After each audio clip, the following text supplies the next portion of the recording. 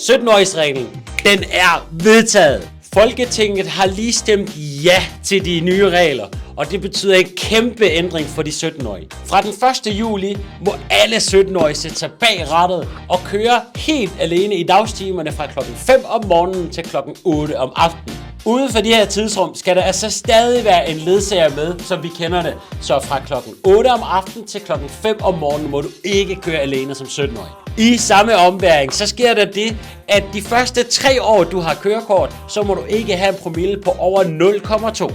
Så det er altså ikke 0,5, som man ellers kender det. Derudover så kommer der også en stor ændring generelt for alle bilister, og det vedrører bilens dæk. Det er nu fuldstændig ulovligt at køre med åbenbart uegnede dæk, som det står i loven. Så det vil sige, hvis det er vinter, så skal du køre med vinter. Hvis det er sommer, så skal du køre med sommer. Det er i hvert fald min umiddelbare fortolkning på det, indtil at der kommer lidt flere uddybninger. Det kan selvfølgelig også godt være tilfælde, hvis din dæk er fuldstændig nedslidte, revnede eller bare totalt smadret. Alt det her og hele den her ændring i færdselsloven træder i kraft per 1. juli 2025.